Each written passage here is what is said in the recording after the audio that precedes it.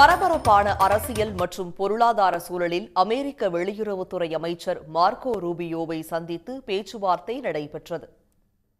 India மீது America விதித்துள்ள 50% வரியால் ஏற்றுமதி வெகுவாக பாதிக்கப்பட்டு பல ஆயிரம் கோடி ரூபாய்க்கான பொருட்கள் தேக்கமடைந்துள்ளன.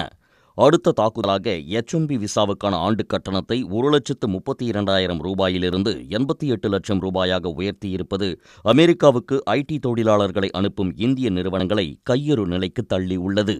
இந்த சூழலில் இந்திய வெளியுறவுத்துறை அமைச்சர் ஜெய்சங்கர் அமெரிக்கா சென்றுள்ளார்.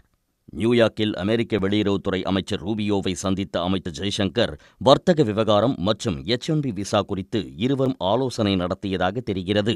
மறுபுறத்தில் பாலஸ்தீனத்தை 100க்கும் மேற்பட்ட நாடுகள் தனி நாடாக அங்கீகரித்திருக்கும் சூழலில் இந்த வாரம் தொடங்கவுள்ள ஐநா பொது அவை கூட்டம் தொடர்பாகவும் பேச்சுவார்த்தை நடத்தப்பட்டிருக்கலாம் என வெள்ளை மாளிகை வட்டாரங்கள் தெரிவிக்கின்றன.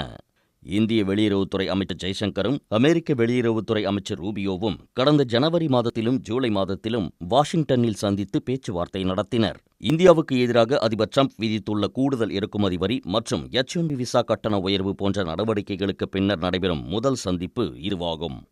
இதற்கிடையே உயர்த்தப்பட்ட H-1B விசாவுக்கான கட்டணத்தில் இருந்து மருத்துவர்களுக்கு விலக்கு அளிக்கப்படலாம் என்று தகவல் வெளியாகி உள்ளது. ஏற்கனவே அமெரிக்காவில் பணிபுரிந்து வருபவர்களுக்கு இந்த சிக்கல் இராது என்றும் புதிதாக விண்ணப்பிப்போருக்கே உயர்த்தப்பட்ட விசா கட்டணம் பொருந்தும் என்றும் அமெரிக்கா அறிவித்திருப்பது குறிப்பிடத்தக்கது.